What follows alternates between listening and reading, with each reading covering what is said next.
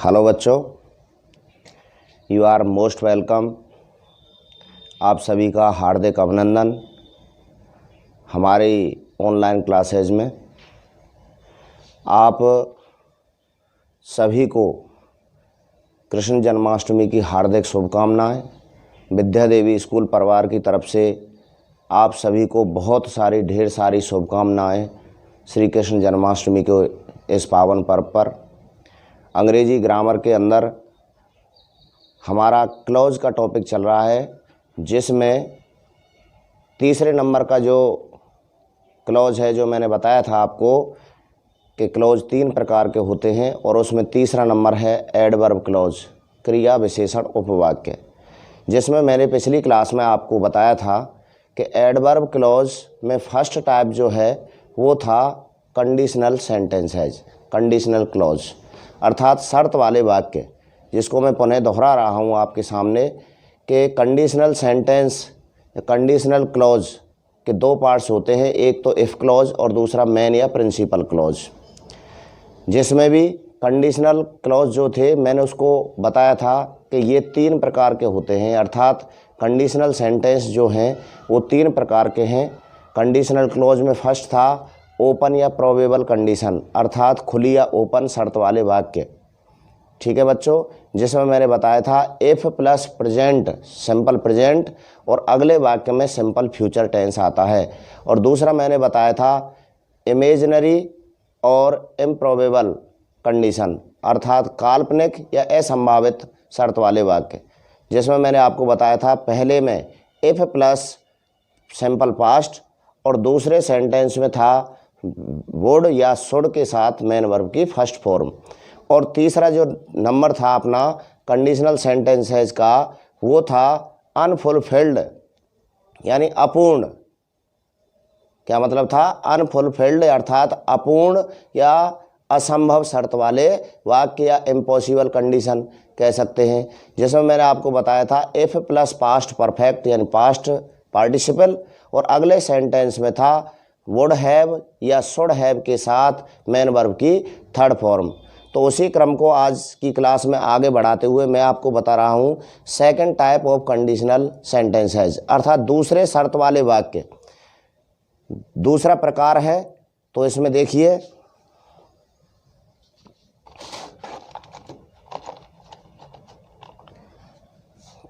Topic चल रहा है अपना एडवर्ब क्लॉज,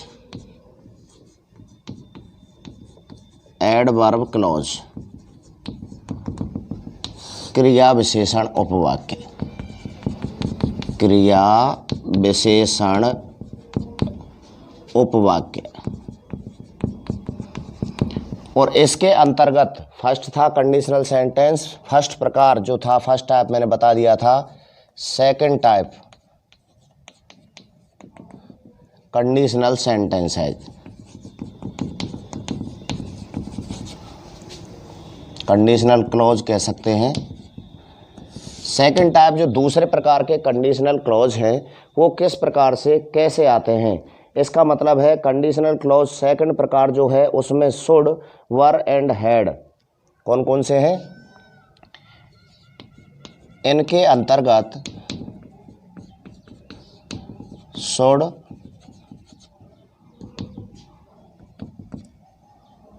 वर और हैड वाले वाक्य आते हैं।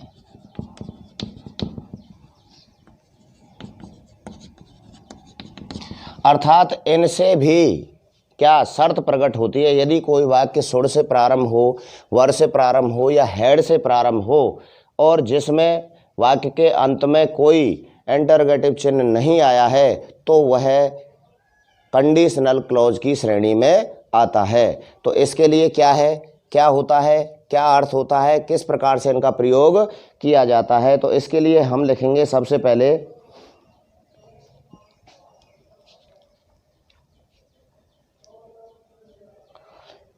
Should, were, had, helping verb से जो वाक्य आरंभ होते हैं वे कंडीशन का अर्थ रखते हैं, अर्थात सशक्त संभावना को व्यक्त कर देते हैं। यदि वाक्य के प्रारंभ में, यदि वाक्य के प्रारंभ में शुड, वर या हैड आते हैं तो वे शर्त को प्रकट करते हैं।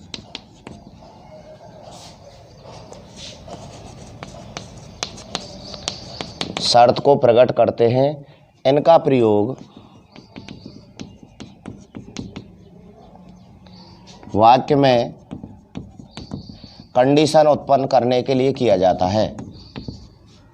कंडीशन का मतलब समझ गए, शर्त। करने के लिए किया जाता है,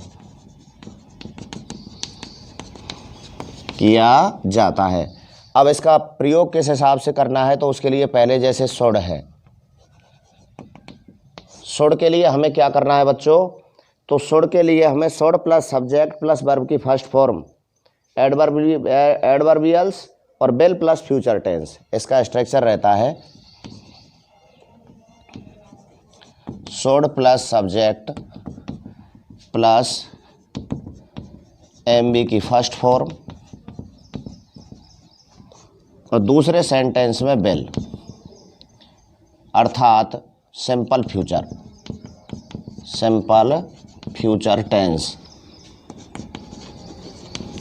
टेंस आता है। जैसे देखिए, अब आपकी समझ में आ गया कि शुड वाक्य के प्रारंभ होगा, उसके बाद सब्जेक्ट प्लस मेन वर्ब की फर्स्ट फॉर्म आती है और उसके पश्चात दूसरा जो सेंटेंस होगा हमारा, उसमें विल या शैल अर्थात सिंपल फ्यूचर टेंस का प्रयोग किया जाएगा। जैसे कि should you be feeling unwell you may go, should you be feeling unwell you may go, ये सेंटेंस है हमारा। तो यहाँ देखिए किससे प्रारंभ हो रहा है, शुड से हो रहा है, लास्ट में फुल स्टॉप लगा हुआ है, इंटरोगेटिव चिन्ह नहीं है, अर्थात हमारा यह कंडीशनल क्लॉज है। यह जो वाक्य दिया हुआ है वो किस श्रेणी में आएगा, कंडीशनल क्लॉज की श्रेणी में आएगा। अब इसमें शर्त प्रकट कर रहा है, should you be feeling unwell, यदि तुम अच्छा महसूस नहीं कर रहे हो तो यू मे गो, तो तुम जा सकते हो। अब आपकी समझ में आ गया होगा, यू मे गो, तुम यहाँ से जा सकते हो। और देखिए, were I a king I would reward you, were I king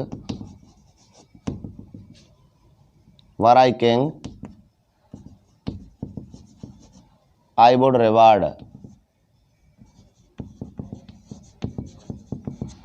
reward you.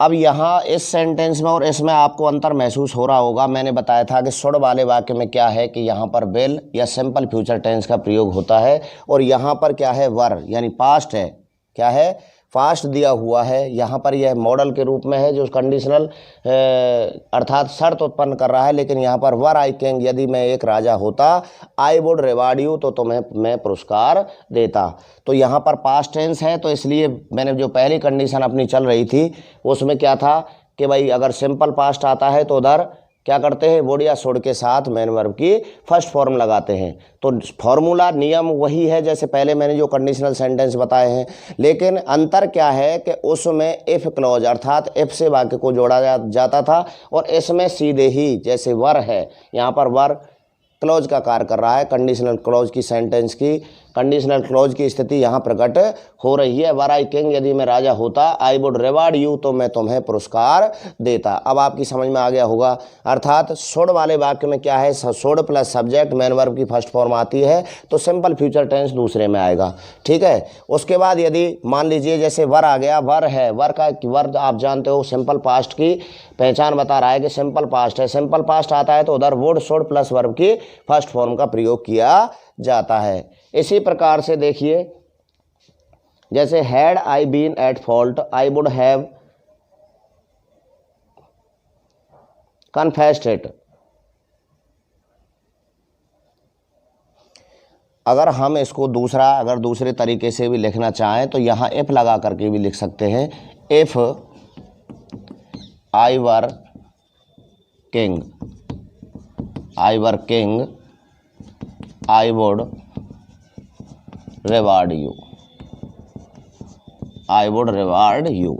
दोनों का मतलब एक ही है, लेकिन सेकंड टाइप है दूसरे। मान लीजिए आपको वाक्य को इफ से ना शुरू करके वर से प्रारंभ करवाए, या मान लीजिए कि वो आपके लिए केवल सेंटेंस दे दे और यहाँ की उसको रिक्त अर्थात ब्लैंक छोड़ दे, तो तुम्हें क्या भरना है। इसके लिए सेकंड टाइप जो कंडीशनल सेंटेंस है उसकी स्थिति में आपको बता रहा हूँ। तो दोनों का मतलब एक ही है। वर आई किंग यदि मैं राजा होता, इफ आई वर किंग यदि मैं राजा होता। आ गई समझ में? तो इसका मतलब क्या है, शर्त वही रहती है जो पहले 3 जो कंडीशन थी उसी में।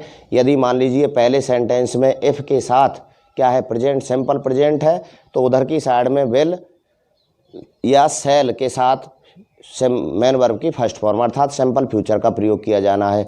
यदि मान लीजिए पहले सेंटेंस में इफ़ के साथ में सिंपल पास्ट दिया हुआ है, तो दूसरे सेंटेंस में वुड या शुड के साथ मेन वर्ब की फर्स्ट फॉर्म आएगी। और तीसरी जो पास्ट पार्टिसिपल का जो है, तीसरा क्या था मैंने आपको कल भी बताया था, यानी इससे पहली क्लास में, और correct form of the verb जो क्रिया का सही रूप भरने का जो अपना टॉपिक चल रहा था उसमें भी बताई थी तीनों ही कंडीशन।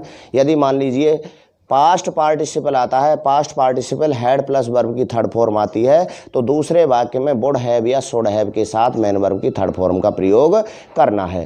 तो अभी आपकी बात समझ में आ गई होगी कि किस तरीके से इनका प्रयोग किया जाता है।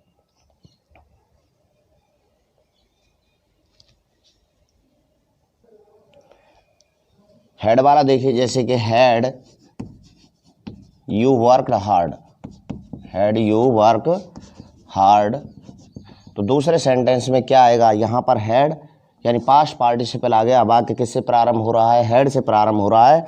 हैड यू वर्क हार्ड, तो क्या आएगा, you would have past.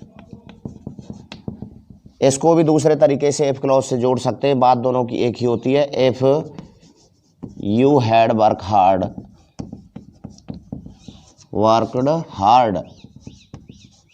You would have past.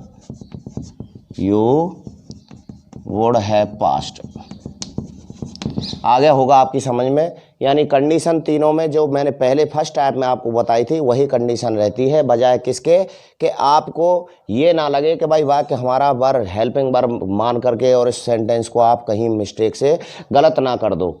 तो इसलिए इसको सेकंड टाइप का दर्जा दिया गया है, कंडीशनल सेंटेंस है। तीनों की बात वही पहले वाली शर्त कहती है कि भाई यदि मान लीजिए वाक्य शुड से प्रारंभ हो या वर से प्रारंभ हो या हैड से प्रारंभ हो, तो वह सेंटेंस में एक शर्त प्रकट करने के लिए दिया हुआ होता है, लेकिन अर्थ उसका वही इफ क्लॉज वाला जो मैंने आपको बताया था, सेम दोनों पैटर्न से उसको हल किया जा सकता है। अब देखिए आगे है, आप इसे नोट करें। अगला है अपना बच्चों अनलेस। क्या है, अनलेस क्लॉज। अनलेस क्लॉज का प्रयोग किस प्रकार से किया जाता है, तो इसके लिए आपको unless plus affirmative verb, unless plus simple verb या अफर्मेटिव,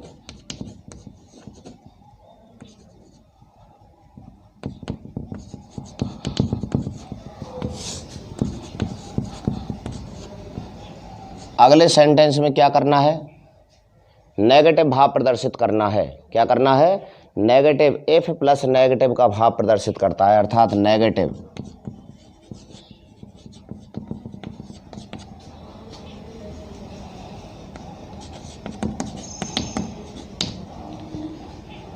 ठीक है बच्चों, अब इसका आपकी समझ में आ गया होगा कि अनलेस के बजाय यदि तुम ऐसा नहीं करते हो तो ऐसा नहीं होगा। अनलेस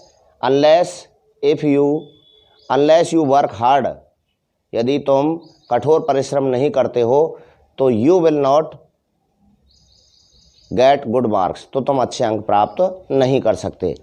तो अनलेस के साथ में साधारण वर्ब और दूसरे सेंटेंस में नेगेटिव वर्ब का प्रयोग किया जाता है, अर्थात नॉट लगा करके उसको प्रदर्शित करते हैं। जैसे देखिए, unless you work hard you will not obtain good marks. Example है, अनलेस यू वर्क हार्ड। दूसरे सेंटेंस में यू विल नॉट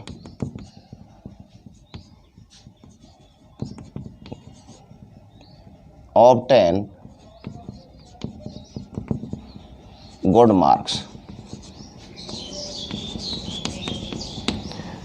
ठीक है, आगे होकर समझ में क्या कह रहा है कि अनलेस यू वर्क हार्ड, यदि तुम कठोर परिश्रम नहीं करोगे, यदि तुम कड़ी मेहनत नहीं करोगे तो क्या होगा, you will not obtain good marks, तो तुम अच्छे अंक नहीं ला सकते हो। शर्त प्रदर्शित हो गई।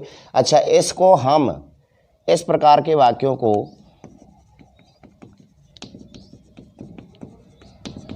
को इफ क्लॉज से भी जोड़ सकते हैं। कैसे जोड़ा जा सकता है, इफ क्लॉज से भी जोड़ा जा सकता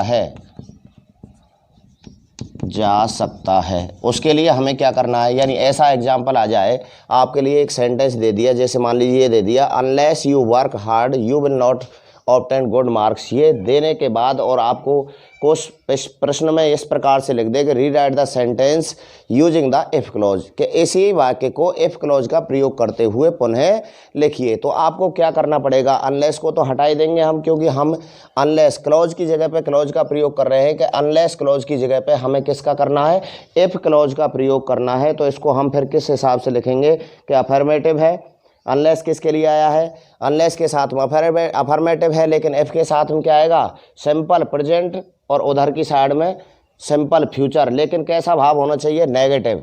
तो क्या आएगा, if you don't work hard, if you don't work hard you will not obtain good marks. अब आ गया समझ में। देखिए क्या मतलब है, डोंट वर्क हार्ड अर्थात सिंपल प्रेजेंट, क्या है, सिंपल प्रेजेंट है, लेकिन अनलेस भाव किसके लिए होता है, नकारात्मक भाव प्रदर्शित करने के लिए होता है। जब हमारा अनलेस को हमने यहाँ से हटा दिया तो नकारात्मक अर्थात नेगेटिव सेंटेंस बनाने के लिए हमें हेल्पिंग वर्ब के रूप में डू या डज का प्रयोग करना पड़ता है, और नेगेटिव के लिए उसके साथ नॉट जोड़ना पड़ता है। तो क्या आएगा, if you don't work hard, यदि तुम कठोर कड़ी मेहनत नहीं करते हो तो क्या होगा, you will not obtain good marks, तो तुम अच्छे अंक नहीं ला सकते, प्राप्त नहीं कर सकते हो। ठीक है बच्चों। अच्छा आगे चलते हैं। जैसे मान लीजिए इन केस आ जाए, इन केस क्लॉज का प्रयोग करते हुए और हमें सेंटेंस को बनाना है, तो इन केस का मतलब क्या होता है, यह संभावना के प्रति सजगता को प्रदर्शित करता है तथा इसमें हमेशा main clause plus in case plus subordinate clause होता है। अर्थात क्या काम आता है, मान लीजिए आपके लिए इन केस क्लॉज का प्रयोग करना है, इन केस क्लॉज में हमें क्या करना होता है, अर्थात यह किस काम आता है, तो इसके लिए होता है कि यह संभावना के प्रति सजगता, यह क्लॉज संभावना के प्रति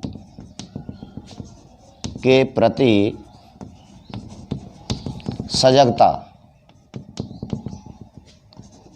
को स्पष्ट करता है। संभावना के प्रति सजगता अर्थात संभावना है उसके प्रति आपको जागरूक करने का कार्य इन केस क्लॉज करता है। अर्थात तुम्हें किसी भी चीज़ के प्रति सचेत करने के लिए इन केस का प्रयोग किया जाता है। तो आ गया होगा समझ में कि भाई इन केस का प्रयोग हम कौन सी स्थिति में करते हैं, तो यह हमारी जो संभावना है उसके प्रति हमें सचेत करने का कार्य करता है। और इसमें क्या आता है, इसमें बच्चों हमें ध्यान देने की जो बात है वो सबसे बड़ी बात यह होती है कि इसमें हमेशा main clause plus in case plus subordinate clause एक साथ आते हैं। इस प्रकार के वाक्यों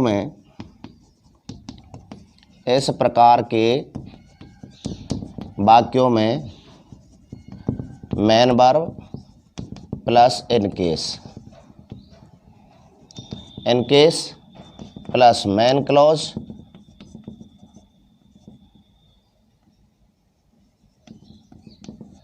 plus subordinate clause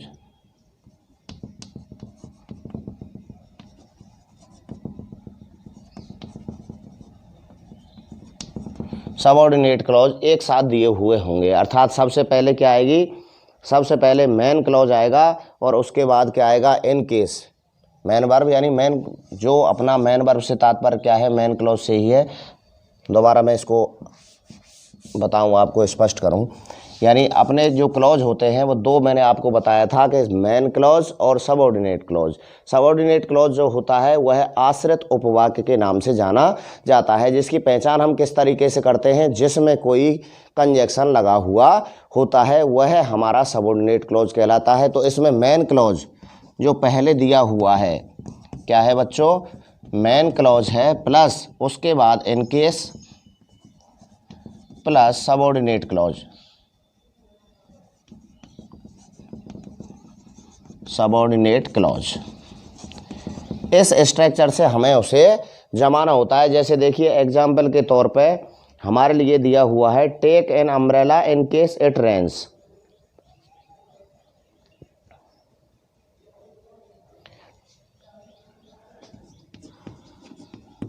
take an umbrella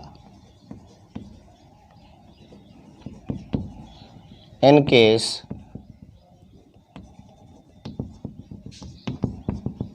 it may rains.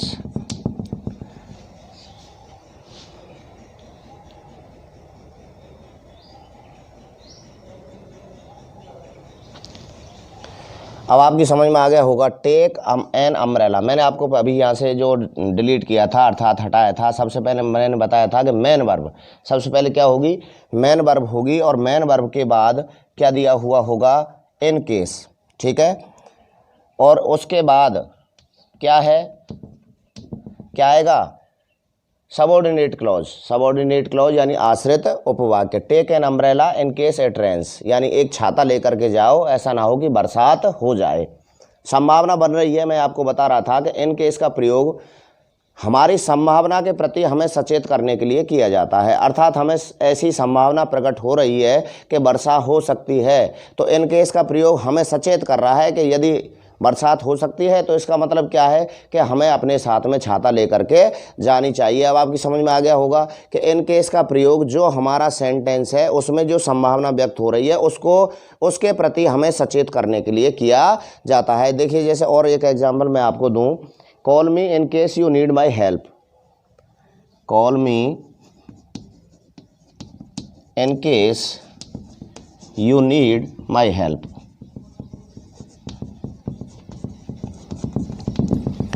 Call me in case you need my help.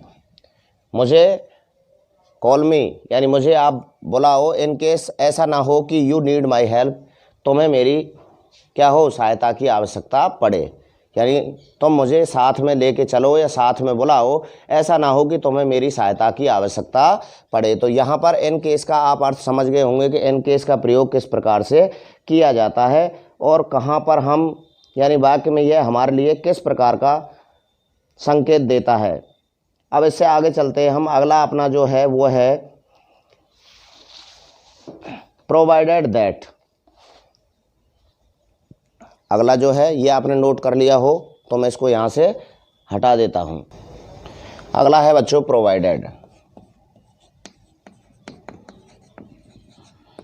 इसका प्रयोग हमें कहाँ किस प्रकार से करना है, तो इसके लिए तुम्हें विशेष रूप से ध्यान देना है कि हम जब प्रोवाइड का प्रयोग करते हैं, किसका प्रयोग करते हैं, प्रोवाइडेड का प्रयोग किया जाता है, तो वहाँ पर प्रोवाइडेड दैट, तो इसका मतलब होता है वाक्य में दिया हुआ जो हमारा सेंटेंस है उस वाक्य में यह स्ट्रॉन्ग आइडिया ऑफ लिमिटेशन, वाक्य में यह clause strong idea of limitation. Strong idea of limitation का अर्थ होता है सशक्त विचार व्यक्त करना, अपने विचारों को शक्ति के साथ प्रदर्शित करना। अर्थात अपने विचारों को कठोरता से से व्यक्त करने के लिए किया जाता है।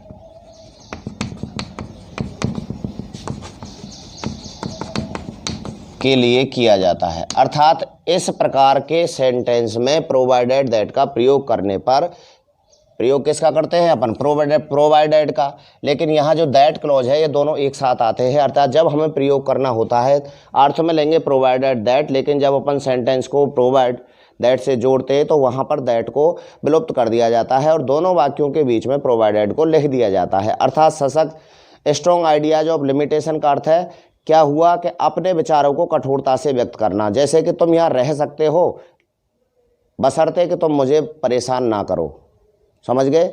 यानी परमिशन तो दी जाती है लेकिन वहाँ पर उसके साथ शर्त जुड़ जाती है। अर्थात यदि किसी को अनुमति दी गई हो लेकिन उसके साथ कोई शर्त जोड़ दी गई हो तो ऐसी स्थिति में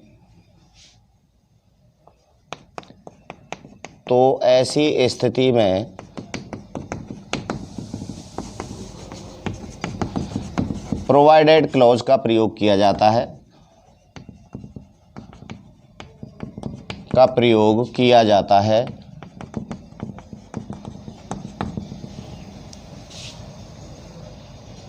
कैसे प्रयोग करते हैं, दोनों वाक्यों के मध्य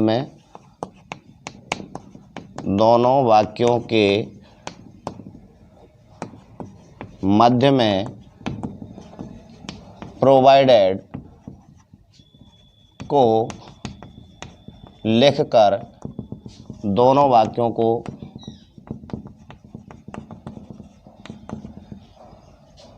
ज्यों का त्यों लिख दिया जाता है। ज्यों का त्यों लिख दिया जाता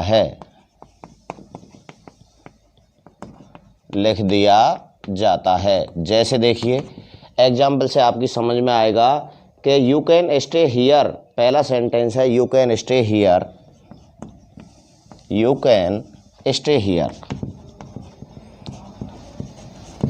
फुल स्टॉप। दूसरा है यू डोंट डिस्टर्ब मी, और ब्रैकेट में आ गया कि हमें दोनों को प्रोवाइडेड से जोड़ना है। किससे जोड़ना है, प्रोवाइडेड से जोड़ना है। अब आपकी समझ में आ जाएगा यू कैन स्टे हियर, तुम यहाँ रह सकते हो बशर्ते कि यू डोंट डिस्टर्ब मी, कि तुम मुझे बाधित ना करो, परेशान ना करो। तो अपने विचारों को अर्थात स्ट्रॉन्ग आइडिया ऑफ लिमिटेशन, अर्थात अपने विचारों को सख्ती के साथ प्रदर्शित करना कि तुम्हें अनुमति तो दी जाती है लेकिन किस शर्त पर, इस शर्त पर कि तुम मुझे परेशान नहीं करोगे। ठीक है बच्चों, तो अब हम इसको जोड़ेंगे तो क्या करना है कि दोनों के बीच में हमें क्या लिखना है, प्रोवाइडेड लिखना है और वाक्य को ज्यों का त्यों लिख देना है। तो क्या लिखा जाएगा, you can stay here provided you don't disturb me, you don't disturb me. ठीक है, जैसे और देखिए चिल्ड्रन कैन प्ले हियर। दूसरा है दे डोंट ब्रेक प्लांट्स या फ्लावर्स, प्रोवाइडेड से जोड़ना है। कैसे जोड़ना है बच्चों, आ गया समझ में आपकी में क्या लिखा हुआ है। चिल्ड्रन कैन प्ले हियर, बच्चे यहाँ खेल सकते हैं। क्या शर्त है, दे डोंट ब्रेक फ्लावर्स, यदि वो फूलों को ना तोड़े। यदि वो फूलों को नहीं तोड़ते हैं तो यहाँ खेल सकते हैं, अन्यथा यदि वो फूलों को नुकसान पहुँचाते हैं तो वो यहाँ नहीं खेल सकते। अनुमति दी गई है लेकिन उसके साथ शर्त जोड़ दी गई है, अर्थात कंडीशन को स्पष्ट कर दिया गया है। तो अब इसको जोड़ेंगे तो क्या लिखा जाएगा, children can play here provided they don't break flowers.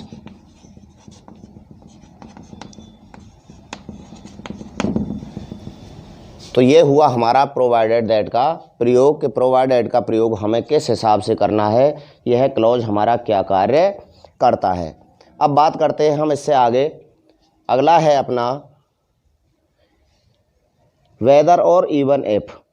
Weather और इवन इफ अभी बहुत सारे हैं, इसमें आपको एक एक करके क्रम से। वैसे मैं आपको एक चीज़ बता दूं बच्चों, ध्यान देने वाली बात यह है कि इस प्रकार के सेंटेंस बोर्ड एग्जाम में बहुत कम आते हैं। तो तुम्हें तो केवल इसमें कि भाई प्रोवाइडेड का प्रयोग केवल एक जो लाइन है कि वाक्य में इसका प्रयोग किस लिए किया जाता है, तो ऐसी जो विशेषता है उसको तुम्हें याद करना है। वैसे तो इनका प्रयोग बहुत ही सिंपल होता है, जो समझ में आ जाता है कि भाई हमें पता लग गया कि प्रोवाइडेड का प्रयोग कैसे करना है, इन केस का प्रयोग करना है। इन केस के प्रयोग में मैंने बताया कि पहले मेन वर्ब, वाक्य के प्रारंभ में मेन वर्ब आएगी अर्थात मेन क्लॉज आएगा, उसके बाद इन केस और उसके बाद दूसरा सेंटेंस है जो सबऑर्डिनेट क्लॉज है, आश्रित उपवाक्य है। अच्छा, इसमें बात आती है, मैंने आपको बता दिया कि आश्रित उपवाक्य जो होता है वो है किसी सबऑर्डिनेट अर्थात कंजक्शन से जुड़ा हुआ रहता है। लेकिन इन केस वाले में मैंने आपको लिखाया था ताकि फिर कमेंट बॉक्स में आप लिखें सर आपने ये बताया था कि इन केस वाले में क्या है, दूसरा वाक्य सीधे के सीधे यूं की तो ही लिख दिया था। तो इसके लिए हमें विशेष रूप से ध्यान देने वाली जो बात है कि इन केस का प्रयोग कैसे होता है, प्रोवाइडेड का प्रयोग कैसे होता है। तो जो बोर्ड में हमारे लिए जो क्वेश्चन आता है वो कैसे आएगा, मान लीजिए मैंने इन केस वाला बताया था कि इन केस का प्रयोग करते हुए उस वाक्य को दोबारा लिखिए, या इसकी जगह पे इफ क्लॉज का प्रयोग इसमें किस प्रकार से किया जा सकता है। ऐसे प्रोवाइडेड का है, इसमें यदि ये आ जाए कि सेंटेंस दिया हुआ है और मान लीजिए ये प्रोवाइडेड से जुड़ा हुआ सेंटेंस आ गया, children can play here provided they don't break flowers.